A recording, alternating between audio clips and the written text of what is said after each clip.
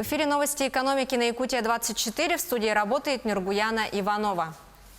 Прогноз по росту валового внутреннего продукта России на 2020 год повышен до 1,9%.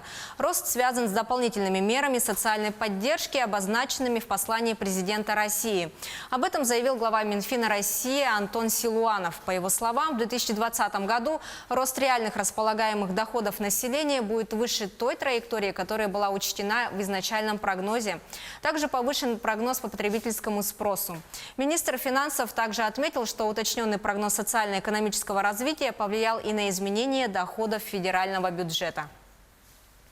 В России изменили порядок использования средств с материнским капиталом. Соответствующее постановление подписал премьер-министр Российской Федерации Михаил Мишустин. Так, согласно документу, в правилах направления средств маткапитала на улучшение жилищных условий устанавливается возможность направления таких средств на эскроу-счет. Это предусмотрено в целях обеспечения обязательств застройщика перед участниками долевого строительства. Авиакомпания, которую планируют создать для перевозок на Дальнем Востоке, получит около 20 самолетов Сухой Суперджет-100. Напомним, что в конце декабря прошлого года правительство выступило с предложением создать региональную компанию для перевозок на Дальнем Востоке. Предполагается, что новый перевозчик сможет улучшить транспортную доступность в регионе. В данный момент рассматривается несколько вариантов создания авиакомпании на базе существующей авиакомпании Якутии или «Авроры», или организации совершенно нового перевозчика. Власти Казахстана предложили России рассмотреть возможность проложить газопровод «Сила Сибири-2» по своей территории с дальнейшим присоединением к газопроводной системе Китая «Запад-Восток». Это озвучил министр энергетики Казахстана Нурлан Нагаев на встрече с главой Минэнерго России Александром Новаком. Кроме этого, главы ведомств обменялись мнениями по вопросам двухстороннего сотрудничества в топливно-энергетической сфере и обсудили взаимодействие в рамках ЕАЭС. Компании «Колмар», «Эльга Уголь» и «Мечел» готовы осуществлять крупные экспортные поставки угля из Эльгинского угольного месторождения Якутии в Индию. В Нью-Дели и Мумбаи прошли переговоры делегации Агентства Дальнего Востока по привлечению инвестиций и поддержке экспорта с крупными индийскими металлургическими компаниями. Коксующийся уголь из месторождений Дальнего Востока Россия в перспективе может заместить на индийских сталелитейных предприятиях австралийский уголь.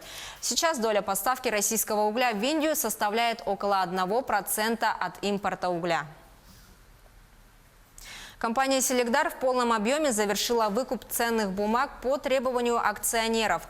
В общей сложности золотодобытчик приобрел 21 миллион обыкновенных акций, что соответствует 2,5% голосующих акций и 2,1% уставного капитала компании.